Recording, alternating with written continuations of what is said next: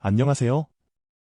미 연준 발표와 미국 인플레이션, 다음날 주식시장에서는 오늘은 이 주제에 대해 얘기해 보겠습니다. 그러니 끝까지 함께 해주세요. 구독, 좋아요, 댓글 부탁드립니다. 시작하겠습니다. 미국에서는 여전히 긍정적인 분위기가 지속되고 있는 것으로 보입니다. 미국의 S&P 500 같은 주요 주가 지수들이 상승하려는 움직임을 보이고 있습니다. 특히 나스닥 지수가 2만 포인트로 상승하려고 하는 것 같습니다. 이것은 당연히 아주 긍정적인 소식으로 리스크 수요에 대한 좋은 소식입니다. 다른 세계 주요 주가 지수와 신흥 시장이 하락하고 있는 가운데 미국 달러가 강세를 보이면서 세계 각지에서 자본이 월스트리트로 흘러들어 수익을 찾고 있는 것을 의미합니다. 여기서 우리는 최근 몇 달간 S&P 500 지수의 움직임을 살펴볼 수 있습니다. 이는 인플레이션 데이터가 발표된 때의 움직임입니다. 이를 통해 주로 한 가지 사실을 알 수 있는데 바로 인플레이션 데이터가 공개된 날에는 일반적으로 30% 정도 더 큰 변동성이 있다는 것입니다.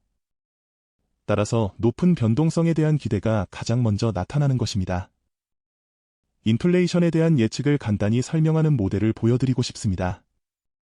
이 모델은 월별 원유 가격의 변동에 기반하며 이는 이 그래프에서 파란색 선으로 표시된 월별 이동평균 가격을 따릅니다.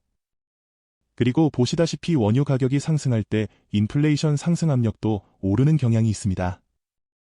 반면 원유 가격이 하락할 때는 인플레이션의 하락 압력이 증가하는 경향이 있습니다. 그렇다면 이 차트가 우리에게 보여주는 것은 무엇일까요? 5월에 어떤 일이 있었던 걸까요?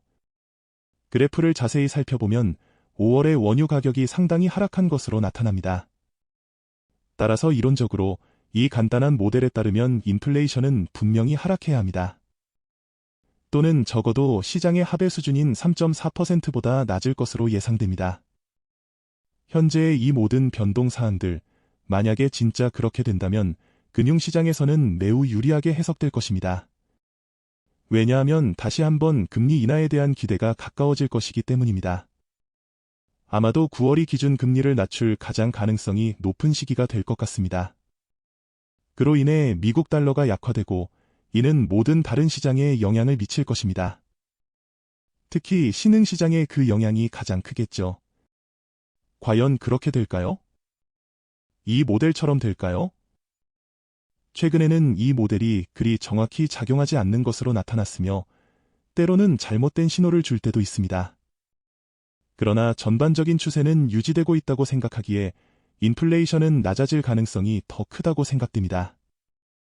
만약 우리가 현재의 불마켓, 즉 장기적인 상승장 경향을 채권과 비교한다면 아직까지는 아주 낙관적인 수준에 도달하지 않았음을 알 수 있습니다. 따라서 이론적으로 미국 주식은 여전히 상승할 가능성이 있습니다. 미국 기업이 고평가됐다고 주장하기 위한 부정적인 데이터가 없기 때문에 상승 트렌드를 지속시킬 수 있는 것입니다. 그리고 헤지 펀드가 주식과 채권에 대해 어떻게 움직이는지가 매우 흥미로운 부분입니다. 여기서 볼 수 있듯이 주식은 종목들을 길게 가져가는 롱 포지션, 즉 매수 포지션이 높고 미국 채권에 대해서는 최근 투자자들이 순매도 포지션을 취했습니다. 이 상관관계는 굉장히 명확하며 이에 따라 대형 헤지 펀드는 상승에 대해 긍정적인 태도를 취하고 있습니다. 유로 달러가 하락하면 유럽 증권 시장의 약세를 야기합니다. 그래서 이러한 약세가 독일 닥스에 반영되고 있으며 현재 2달째 작용하는 중요한 지지선을 유지하려고 애쓰고 있습니다.